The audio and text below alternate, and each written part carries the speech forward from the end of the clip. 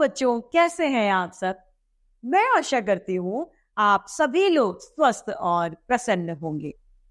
आज हम हमारा पाठ समय का उपयोग को पढ़ेंगे और समझेंगे।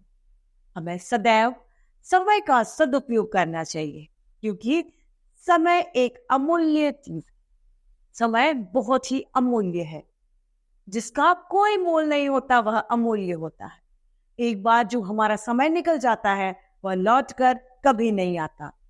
जो व्यक्ति अपने समय का उपयोग करता है, समय भी एक समय आने पर उसको एक उपलब्धि हासिल अवश्य कराता है, क्योंकि उसने समय का कद्र की, उसने समय को समझा और समय ने आज उसे समझा। इसी तरीके से ये हमारा पाठ है कि हमें समय का सदुपयोग करना चाहिए। तो आइए इस पाठ को पढ़ते और समझते हैं। ये है हमारा पाठ आज, समय का सदुपयोग या समय का उपयोग। गांव की चौपाल पर बैठा दीपक कुछ सोच रहा था। चौपाल मतलब जहां पर गांव के बहुत सारे लोग बैठा करते हैं, अपने विचारों का आदान प्रदान करते हैं, वह चौपाल।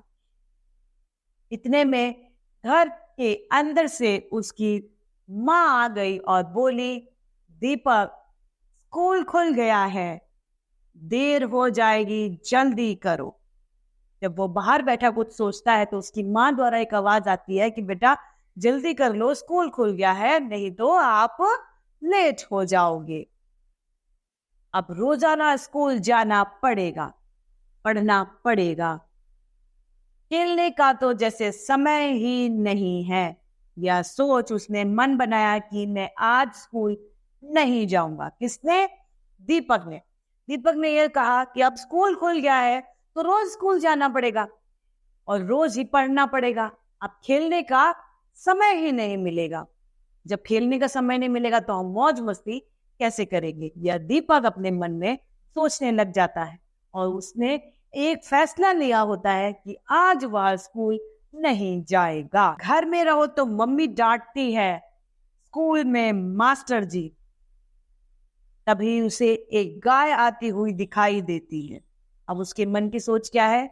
जब हम घर रहते हैं तो माँ हमें डांटती फटकारती है, और अगर हम विद्यालय जाते हैं तो हमें गुरुजी यानी अध्यापक डांटते हैं। दीपक ने गाय से कहा, आओ खेले। गाय ने कहा, यह मेरे चरने का समय है। अब गाय ने उसे क्या जवाब दिया कि इस समय मैं नहीं खेलूंगी, यह तो मेरे चरने का मतलब खाना खाने का समय है, मैं चरने जा रही हूँ। दीपक बोला, शाम को खेलोगी? दीपक क्या कहता है, ठीक है अभी तुम चर लो, तो तुम शाम को खेलोगी क्या? शाम को मुझे दूध देना है, खेत में जाते जाते गाय ने उससे कहा। जब दीपक ने कहा कि चलो अब चर लो, शाम को खेल लेना, तो गाय उससे समझाते हुए कहती है कि शाम को तो भाई मुझे दूध देना है, और वह ये बात खेत जाते जाते रास्ते में उसे कहती हुई जाती है। दीपक यह सुनकर आगे चल पड़ा। आगे एक चिड़िया मिली। दीपक ने चिड़िया से कहा, चिड़िया रानी मेरे साथ खेलोगी? चिड़िया ने सिर हिलाया और कहा, ना बाबा ना, मेरे पास समय नहीं है। चिड़िया भी उसे खेलने के लिए मना कर देती है और कहती है, नहीं यार, मेरे पास तो अभी टाइम ही नहीं है, घोंसला बनाना है और किसी के साथ खेलो। या क्या कर चिड़िया फुर से उड़ गई। दीपक देखता ही रह गया। मतलब सभी लोग कुछ ना कुछ काम में व्यस्त थे। गाय चरने में, चिड़िया अपना घोंसला बनाने में, सब अपना अपना कार्य कर रहे थे। या क्या कर चिड़िया वहां से उड़ जाती। निराश होकर दीपक कुछ और आगे चला। सामने से आती हुई मधुमक्खी को देखकर वह बोला, क्या तुम मेरे साथ खेलोगी? अब उसे मधुमक्खी के साथ खेलना था, तो वो मधुमक्खी से पूछता है, क्या तुम खेलोगी? मधुमक्खी ने कहा, अभी तो मुझे शहद इकट्ठा करना है। मधुमक्खी क्या कहती है, अरे भाई अभी तो यार शहद इकट्ठा करना है। वह दौड़ता हुआ तितली के पास पहुंचा। तितली बोली, खेलूंगी? क्यों? अभी मुझे फूलों से रस चूसना है।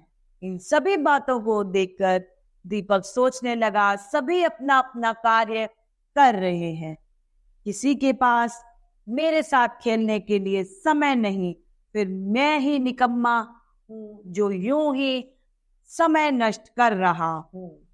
अब दीपक को सभी लोगों द्वारा अस्वीकृति मिलने के बाद में भी एहसास होता है कि मैं ही निकम्मा हूँ, मैं ही इन लोगों को नहीं समझ पा रहा हूँ। सभी लोग अपने अपने कार्य में व्यस्त हैं, तो मैं ही क्या करूंगा? मैं ही अपना कार्य क्यों नहीं कर सकता? मैं भी पढ़ाई करूंगा, मैं अब निकम्मा नहीं रहूंगा। यह बात दिमाग में आते ही उसने दिमाग को धन्यवाद दिया।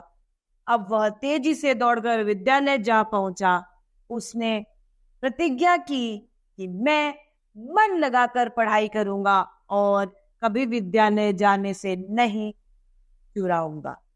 क्या नहीं चुराऊंगा? जी। अब वह कहता है कि जब सभी अपने कामों में व्यस्त हैं, तो मैं क्यों ना रहूं? और परिणाम स्वरूप वह अपने मन में यह प्रतिज्ञा कर लेता है कि मैं कभी भी पढ़ाई से जी नहीं चुराऊंगा। वह ये सोच लेता है कि अब मैं भी मन लगाकर अपनी कक्षा में पढ़ाई करूंगा। उस दिन से दीपक ने मन लगाकर पढ़ना शुरू कर दिया। उसने पढ़ाई की और उन्मुख देखकर विद्यालय के समस्त गुरुजन हैरान है गए थे।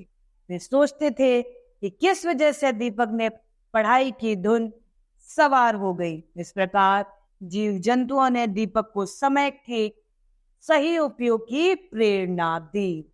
अब गुरुजी, अध्यापकगण भी सभी लोग उसे देखकर दंग और हैरान थे। वह ये सोचते थे कि आखिर ऐसा हुआ क्या जिससे प्रेरित होकर इस दीपक ने पढ़ाई शुरू कर दी और उसके परिणाम भी अच्छे आने लगे। तो इस तरीके से जीव जंतुओं द्वारा दी गई सीख से दीपक का जीवन बदल गया। वह अपने कार्य को महत्वपूर्णता देने लग गया, समय को महत्व देने लग गया।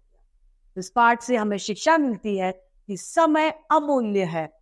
हमें सदैव समय का सदुपयोग करना चाहिए। हमें समय की वैल्यू को समझना चाहिए। जो समय की कीमत करेगा, समय उसकी कीमत करेगा। तो इस तरीके से हमारा ये पाठ समाप्त होता है।